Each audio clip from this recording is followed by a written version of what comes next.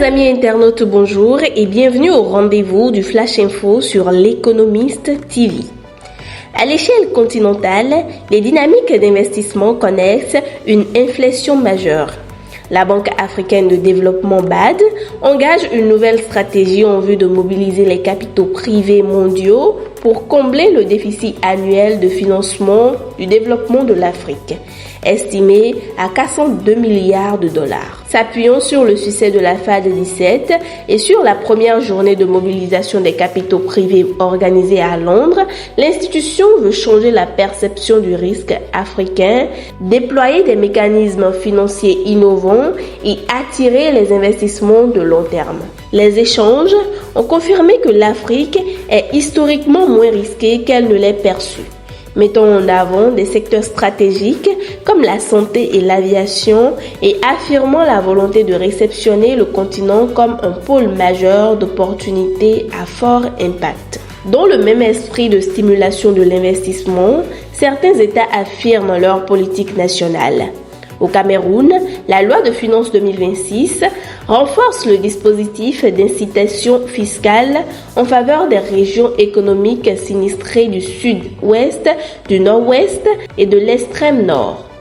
La réforme prévoit notamment une prolongation exceptionnelle de 24 mois pour la phase d'installation des projets agréés et un recentrage des avantages liés à la TVA afin de mieux tenir compte des contraintes sécuritaires et budgétaires. Alignées sur les directives de la CEMAC et la Stratégie nationale de développement 2030, ces mesures visent à améliorer l'efficacité d'un régime qui a déjà permis à mobiliser plus de 120 milliards de francs CFA d'investissement, mais dont les résultats restent en deçà des attentes. Dans le même temps au Mali, les 22 et 23 décembre, la deuxième session des chefs d'État de l'Alliance des États du Sahel AES a marqué une étape clé dans la consolidation de cette organisation régionale. Outre la Banque confédérale pour l'investissement et le développement qui a été officiellement inaugurée, l'organisation connaît une nouvelle figure à sa tête. À l'issue des travaux, le capitaine Ibrahim Traoré, président du Burkina Faso, a été unanimement désigné président de l'AES, témoignant de la confiance de ses pairs en son leadership et sa vision stratégique. Cette nomination, loin d'être symbolique, ouvre une nouvelle phase de gouvernance axée sur la cohérence politique, la souveraineté régionale et la mise en œuvre de projets structurants, notamment en matière de sécurité, d'intégration économique et d'affirmation d'une voie diplomatique commune face aux défis persistants du Sahel.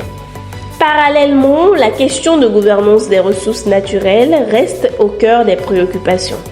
En République démocratique du Congo, les autorités ont suspendu en décembre 2025 les activités de traitement et de commercialisation du cuivre et du colbart issus de l'exploitation artisanale.